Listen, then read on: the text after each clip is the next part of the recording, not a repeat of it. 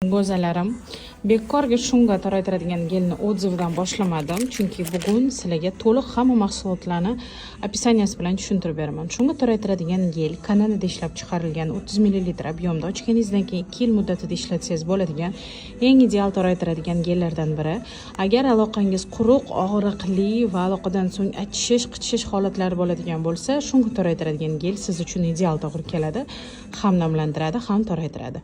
Buni bo'ldi byudjetliroq analogini izlayotgan go'zalarimiz uchun o'rta toraytiradigan gelni tavsiya qilaman. Bu Titan gelimiz idealni toraytiradigan gel hisoblanadi. Xuddi shungani analogi, tarkibi shunga kabi achchiq toshsiz bo'ladi. Naоборот tarkibida kora drevesного дуба va ekstrakt kalendula bo'ladi. Bu ham toraytirishga, ham namlantirishga yordam beradi. Demak, bularning 3-analog varianti, undan ham byudjetliroq versiyasi Rossiyada ishlab chiqarilgan TIA lifting effektli lubrikant. Lifting effektli lubrikant.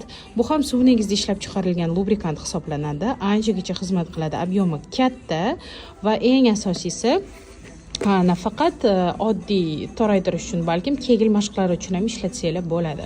Va oxirgi toraytiradigan vositamiz bu naоборот aloqasi o'ta quruq bo'lgan go'zal, o'ta nam bo'lgan go'zalarimiz uchun, aloqa patida super ho'l bo'lib ketib, na o'zlari, na turmush o'rtog'i hech narsani his qilmaydigan go'zalarimiz uchun Double Virgin X2 toraytiradiganimiz 2 marotabalik kuchga ega bo'ladi. Shu super toraytirib beradi.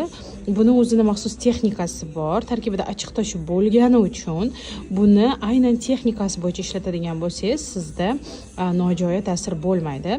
Shu sababli xarid qilayotganingizda albatta texnikasini so'rash yodingizdan chiqmasin. Narxlar bo'yicha 610 ming so'm, 310 ming so'm, 215 ming so'm va 190 ming so'm.